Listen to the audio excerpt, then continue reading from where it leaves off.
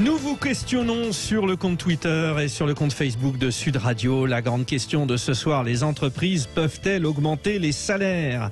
Donnez votre avis, je vous donnerai le résultat de cette consultation. Nous sommes avec les vraies voix ce soir, Philippe Bilger, Caroline Pilastre, Jean Dorido, et nous abordons donc ce grand débat.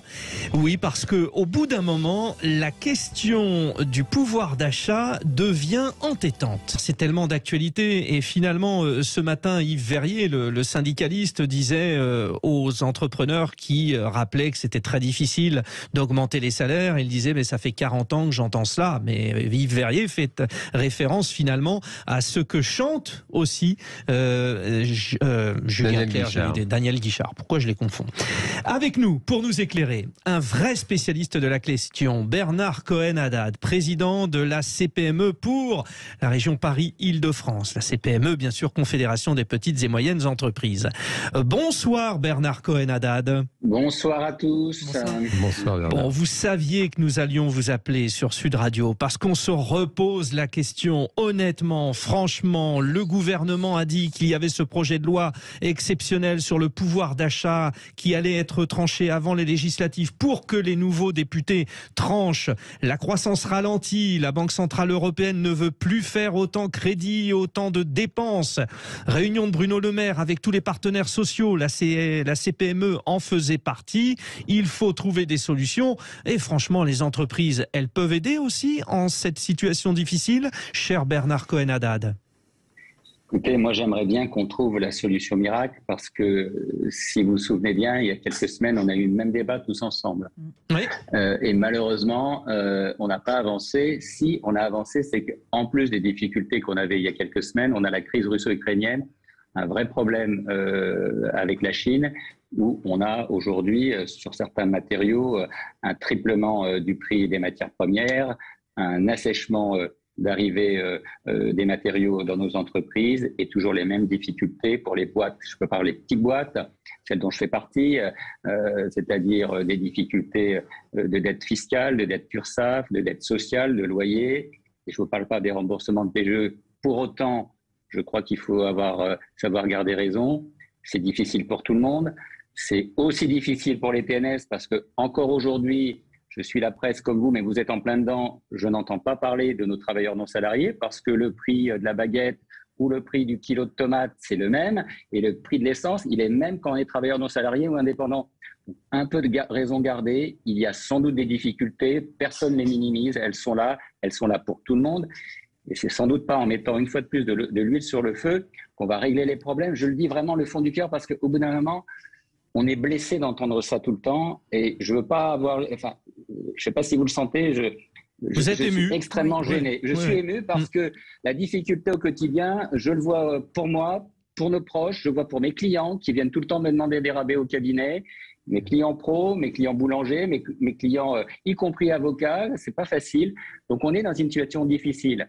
Donc certainement, il faut augmenter les salaires quand c'est possible. Et si vous me le permettez, pour pas être trop long, parce que je crois qu'aussi il faut dire les choses, excusez-moi, c'est que on a déjà augmenté les salaires quand c'était possible parce qu'aujourd'hui, on n'embauche pas au même prix qu'on embauchait il y a 24 mois. Bon, de toute façon, Bernard Cohen-Haddad, alors un, vous restez avec nous. Deux, effectivement, on revient sur ce débat parce que c'est le gouvernement finalement, cher Philippe Bilger, qui a relancé cette question. Le gouvernement, il va un peu à tâtons en disant essayez de faire un effort, on ne vous le demande pas officiellement. C'est ce qu'a redit, Bruno Le Maire, le ministre de l'économie, Philippe Bilger. Je voudrais demander à Monsieur le Président, que j'ai toujours du plaisir à entendre et à questionner. Au fond, quand on est un peu ignorant de cette réalité économique comme moi, est-ce que, à la question de Sud Radio, on a naturellement envie de répondre, les entreprises, si elles le veulent, pourront le faire.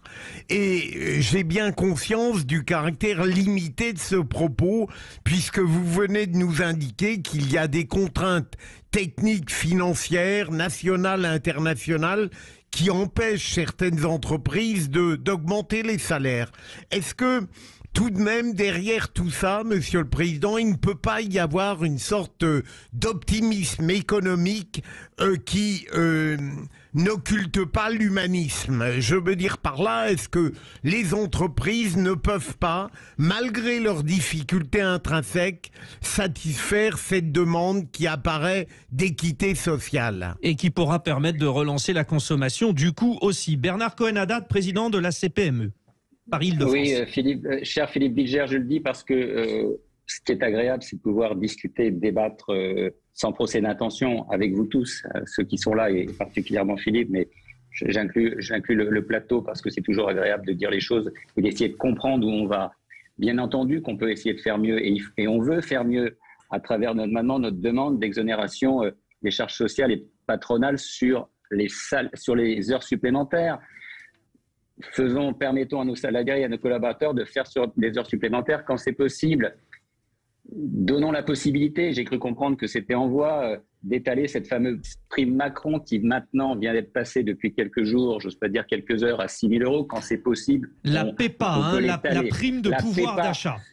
Ouais, mais la PEPA, c'est quand même pas très facile. La prime Macron, pour moi, ça veut dire quelque chose. C'est quelque chose qui a été fait pendant ce quinquennat, qu'on soit d'accord ou pas, c'est pas un problème. Et je vous rappelle que lors de la précédente mouture de la PEPA, de cette fameuse prime, seulement la moitié des entreprises et TPE ont pu la verser en partie. Donc vous voyez déjà qu'on fait des efforts. Il y a aussi un système, et Philippe Bilger, si vous me permettez, nous qui sommes un peu des anciens combattants, parce qu'on doit être les plus vieux, enfin les plus âgés, on va dire les plus anciens du plateau, il y a quand même aussi un dispositif qu'il faut qu'on revalorise, c'est l'épargne salariale, la participation, l'intéressement. C'est quelque chose qui doit être promu. Seulement 7,5 millions de salariés sur les 20 millions de salariés ont un dispositif d'intéressement. Ça fait partie d'un environnement. Et puis la formation professionnelle, plus on se forme dans l'entreprise, plus on gagne en compétences et plus on peut aspirer aussi à un revenu meilleur. Et enfin, il y a aussi une réalité, je ne l'ai pas évoqué tout à l'heure, excusez-moi, peut-être c'était l'émotion, c'est que quand on a des marges très faibles, il y a une petite entreprise, c'est comme un budget de ménage. Quand vous rentrez moins que ce que vous sortez, il n'y a pas trop de solutions. Et évidemment, on sait que les profits ne sont pas énormes en ce moment. Bernard Cohen-Haddad, vous parlez beaucoup évidemment de la question des petites et moyennes entreprises. C'est votre cœur d'activité, vous en parlez avec passion. Mais avec les vraies voix, Jean Dorido, Philippe Bilger, Caroline Pilastre et vous-même, nous allons évoquer la question plus généralement. Parce qu'il y a ces grandes entreprises dans les grands secteurs qu'on a évoqués tout à l'heure qui font énormément de profits. L'agroalimentaire, l'énergie, les laboratoires pharmaceutiques, les géants du numérique. Et là, on se pose la question. Et on se pose la question tout de suite, là, le temps d'une respiration. À 18h45, nous revenons avec Philippe Bilger, Caroline Pilastre, Jean Dorido, nos trois vraies voix. La question, les entreprises peuvent-elles augmenter les salaires? Vous répondez, vous dites oui ou non sur le compte Twitter ou Facebook de Sud Radio. Nous avons un grand témoin, le président de la CPME par Île-de-France, des confédérations des petites et moyennes entreprises, Bernard Cohen-Haddad, qui est là. Oui, le gouvernement a relancé la question. Le gouvernement demande à ce que chacun soit dans une démarche solidaire, sans obliger les entreprises à augmenter les salaires. Bernard Cohen-Haddad, vous venez de nous dire notamment que pour les petites et moyennes entreprises, c'est difficile, mais pour les grandes entreprises, on a quand même l'impression, cher Jean Dorido, que certains font des profits et qu'ils ne sont pas toujours redistribués. Ah ben alors oui, là, je vous rejoins à 400%, Frédéric Brindel, et je rejoins précisément Bernard Cohen-Haddad, parce que c'est un fait qu'une entreprise, ça commence, Bernard l'a très bien dit, TNS, travailleurs non salariés, vous êtes votre propre patron. Donc évidemment, je peux comprendre cet élan. Il y a un vrai problème de pouvoir d'achat en France. Je peux comprendre l'élan de n'importe quel travailleur salarié de dire, allez quand même, il pourrait quand même me donner plus d'argent pour le job que je fais, pour peu qu'on travaille de tout son cœur. On n'est jamais suffisamment payé pour le travail qu'on fournit, me semble-t-il, parce qu'on y met de l'entrain, on aime ce qu'on fait. Donc bien sûr, on trouverait juste de gagner davantage. Et après, il y a ce principe de réalité. Vous êtes à votre compte. Typiquement, j'exerce mon métier de psychologue en profession libérale et donc moi j'aimerais bien, je suis mon patron, j'aimerais bien que mon patron m'augmente, je peux pas le faire. Parce que ce que je gagne, je commence par payer effectivement l'URSSAF, je commence par payer la caisse de retraite pour les personnes qui ne travaillent plus pour qu'elles aient quand même une pension de quoi vivre dignement. Sur ce qui reste, je vais payer mes charges non compressibles, mon loyer, etc. Et s'il en reste encore un petit peu, je vais payer de l'impôt sur le revenu. Donc vous ne versez pas un gros salaire, vous êtes un peu dur avec vous. Est-ce que vous voulez qu'on en parle? Non, mais j'aimerais, bien sûr. On va pleurer, Jean. Mais vous pourriez, mon cher Philippe Bilger, parce que et je le dis, parce que vous comprenez.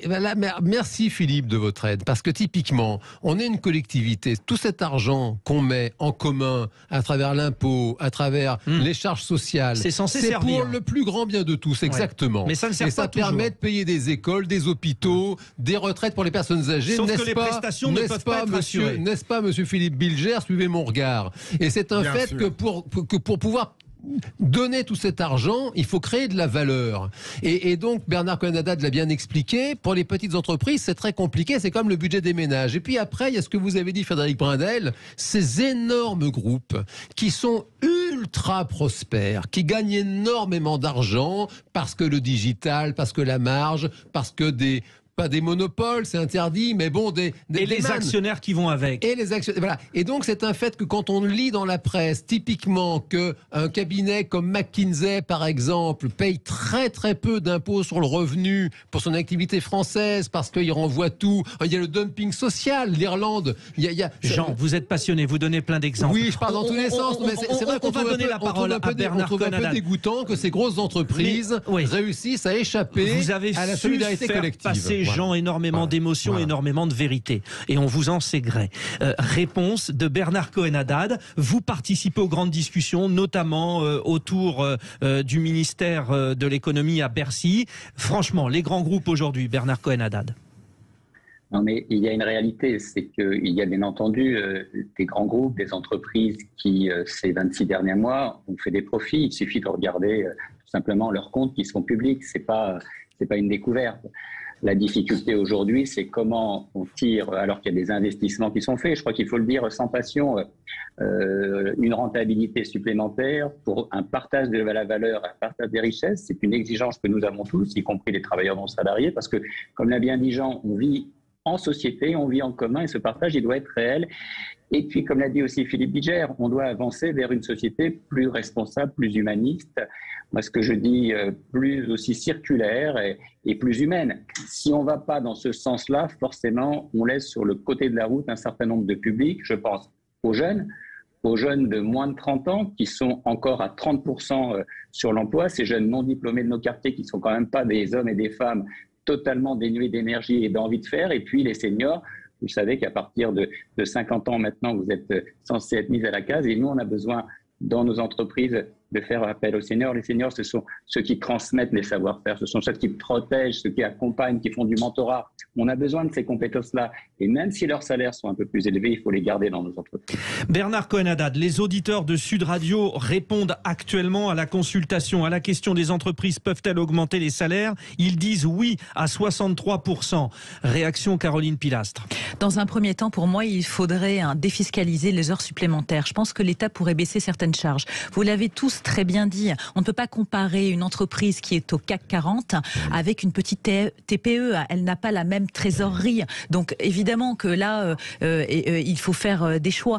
Mais je tiens à dire aussi que l'État a quand même beaucoup aidé pendant la crise de la Covid. Entre le chômage partiel, récemment les différents chèques, inflation alimentaire, la baisse des carburants, même si on sait très bien que ce sont des aides. Oui, ce sont des aides, j'allais le dire justement, ponctuelles. Et moi je pense aussi à toute cette inflation galopante pour la majorité des ménages. Vous avez de plus en plus de gens qui ont du mal à joindre les deux bouts et qui n'arrivent plus à vivre dignement, décemment de leur salaire, de leur travail. Et ça crée encore plus d'injustice et d'inégalité aussi en termes de redistribution. Il faut plus d'équité. Mais c'est vrai que par la suite, vous avez des entreprises qui s'inquiètent, qui voudraient augmenter leurs salariés. Mais à cause de toutes ces charges, elles ne peuvent pas le faire. Ouais. Elles ont des choix, justement. Et il faudrait les aider en baissant certaines charges. Je pense que ça peut être possible, peut-être au cas par cas. Alors évidemment, je ne suis pas ministre de l'économie. Vous le serez peut-être. Non, je ne pense pas. Mais vous avez des entreprises aussi qui s'inquiètent en ce moment de la hausse des matières premières. Et c'est une vraie difficulté. Bon, dans ce domaine, Philippe Bilger, un peu en guise de conclusion, il faut partir du principe qu'il n'y a pas les grandes entreprises d'un côté et les salariés de l'autre. Il y a tout un tas de déclinaisons de petites, de moyennes entreprises, de grandes entreprises, et puis de salariés avantagés et d'autres non.